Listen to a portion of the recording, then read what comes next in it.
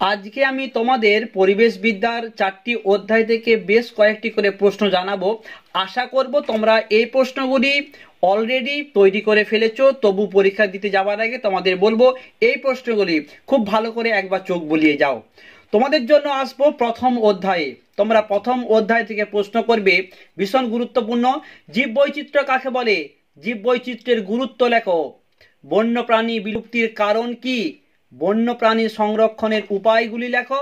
বন্যপ্রাণী সংরক্ষণের প্রয়োজনীয়তা কি? এটাও বেশ গুরুত্বপূর্ণ।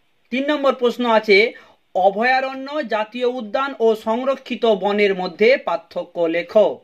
4 নম্বর প্রশ্ন তোমরা করবে, পরিবেশগত ভারসাম্য বা প্রাকৃতিক ভারসাম্য বলতে কি বোঝো? উদাহরণ সহ পরিবেশগত ভারসাম্যের গুরুত্ব লেখো।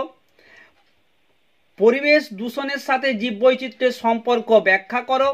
জীববৈচিত্র্যের অর্থনৈতিক সম্ভাবনা সম্পর্কে আলোচনা করো। 6 নম্বর প্রশ্ন তোমাদের আমি রেখেছি, বাস্তুতন্ত্রের সুরক্ষায় জীববৈচিত্র্যের ভূমিকা উল্লেখ করো। তোমাদের বলবো এই প্রশ্নগুলো খুব ভালো করে প্র্যাকটিস করতে। নেক্সট প্রশ্ন তোমরা করবে, জীববৈচিত্র্যের বিনাশ বা অবলুপ্তির কারণ বা জীববৈচিত্র্য ধ্বংসের কারণ ভীষণ ভীষণ গুরুত্বপূর্ণ। কারণগুলি লেখো। হটস্পটস কাকে বলে? হটস্পট নির্ধারণের শর্তগুলি কি? ভারতের 2টি হটস্পটের বর্ণনা দাও। ভীষণ ভীষণ গুরুত্বপূর্ণ। নেক্সট, বিরল প্রজাতি বলতে কি বোঝো? বিরল প্রজাতি সম্পর্কে লেখো। তোমরা পরের প্রশ্ন করো, রেড ডাটা বুক কি? এর উদ্দেশ্য লেখো। বিরল প্রজাতি বলতে কি বোঝো? শেষ প্রশ্ন, মহাজৈব বৈচিত্র্যময় দেশ ভারতবর্ষ ব্যাখ্যা করো। এরপরে আসবো দ্বিতীয় অধ্যায়। তোমাদের দ্বিতীয় অধ্যায় থেকেও 2টি প্রশ্ন থাকে, তোমাদের একটি প্রশ্ন লিখতে হয়। প্রথম প্রশ্ন তোমরা করবে, ভীষণ গুরুত্বপূর্ণ, পরিবেশের ভারসাম্য নষ্ট হওয়ার কারণগুলি লেখো। ভারতে পরিবেশ রক্ষার আইনগুলি উল্লেখ করো। দ্বিতীয় প্রশ্ন, গ্রিন বেঞ্চ কাকে বলে? গ্রিন বেঞ্চে কোন কোন মামলার নিষ্পত্তি ঘটে? ডিফরেস্টেশন কাকে বলে? এটাও বেশ গুরুত্বপূর্ণ একটি প্রশ্ন তোমাদের বলবো। নেক্সট প্রশ্ন তোমরা করবে দ্বিতীয় অধ্যায় থেকে 3 নম্বর প্রশ্ন তোমাদের জন্য রেখেছি, এটিও বেশ গুরুত্বপূর্ণ। পরিবেশ ব্যবস্থাপনা সংক্রান্ত আইনগুলি লেখো। পরিবেশ সুরক্ষা আইন 1986 এর বিষয়বস্তু উল্লেখ করো। তোমরা প্রশ্ন করো, কার্বন ব্যবসা বলতে কি বোঝো? পরিবেশ সুরক্ষায় গণসচেতনতা এবং পরিবেশ আইনের প্রয়োজনীয়তা উদাহরণ সহ আলোচনা করো। তোমরা নেক্সট প্রশ্ন করবে, পরিবেশীয় আন্দোলন কি? মোস্ট ইম্পর্টেন্ট প্রশ্ন দ্বিতীয় অধ্যায়ের। পরিবেশ সংক্রান্ত 3টি কার্যকারী আন্দোলনের নাম লেখো। চিপকো আন্দোলন সম্পর্কে আলোচনা করো। এই চিপকো আন্দোলন ভীষণ গুরুত্বপূর্ণ। ভারতবর্ষে পরিবেশ সুরক্ষার জন্য প্রয়োজনীয় পদক্ষেপগুলি আলোচনা করো। অথবা দিয়ে তোমাদের প্রশ্ন আসতে পারে, পরিবেশ ব্যবস্থাপনার ক্ষেত্রে আইন সংস্থানের বিভিন্ন দিকগুলি আলোচনা করো। এই প্রশ্নটাও বেশ গুরুত্বপূর্ণ, এটাও মোস্ট ইম্পর্টেন্ট দ্বিতীয় অধ্যায়ের। বসুন্ধরা সম্মেলন কি? এজেন্ডা 21 বলতে কি বোঝো? 1922 খ্রিস্টাব্দের রিও ডি জেনেরিওতে বসুন্ধরা সম্মেলনের ঘোষিত নীতিগুলি লেখো। ভীষণ গুরুত্বপূর্ণ এই প্রশ্নটি ঘুরিয়ে আসতে পারে যে এজেন্ডা 21 কি, এর মূলনীতি বা প্রস্তাবগুলি উল্লেখ করো। এইভাবেও তোমাদেরকে প্রশ্নটা ঘুরিয়ে দিতে পারে। নেক্সট প্রশ্ন তোমরা করবে, পরিবেশ সচেতনতা বাড়িয়ে তোলার ক্ষেত্রে শিল্প সংস্থাগুলির ভূমিকা লেখো।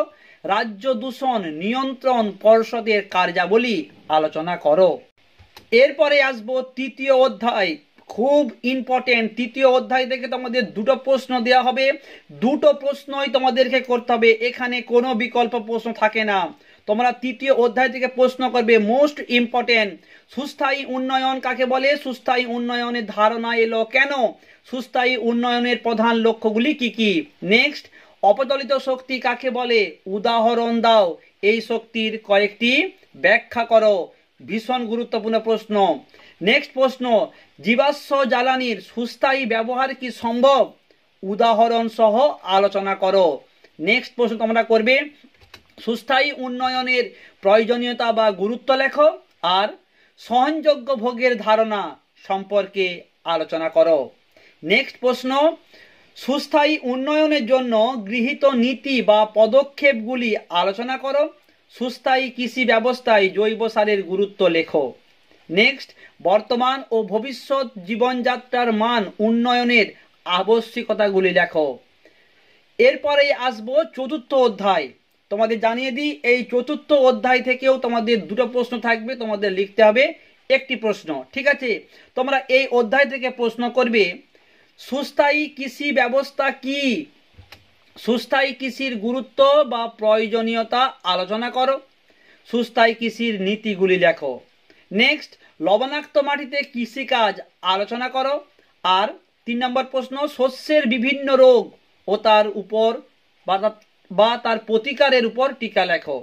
নেক্সট, সুস্থায়ী কৃষি ব্যবস্থায় জৈব সারের গুরুত্ব লেখো। মাটির উপাদানগুলি সংক্ষেপে আলোচনা করো। ফসল উৎপাদনে মাটির গুরুত্ব লেখো। নেক্সট প্রশ্ন, সুসংহত পেস্ট পরিচালন পদ্ধতি কাকে বলে, এই পদ্ধতিটি সংক্ষেপে আলোচনা করো। পরের প্রশ্ন তোমরা করবে পেস্টের জৈবিক দমন পদ্ধতি বলতে কি বোঝো, পেস্টের জৈবিক দমন পদ্ধতি সংক্ষেপে লেখো। নেক্সট, সুস্থায়ী কৃষিকার্যের উপর বিভিন্ন উপাদানগুলি সংক্ষেপে বর্ণনা করো। পরিবেশের উপর কৃষি রাসায়নিকের প্রভাব ব্যাখ্যা করো।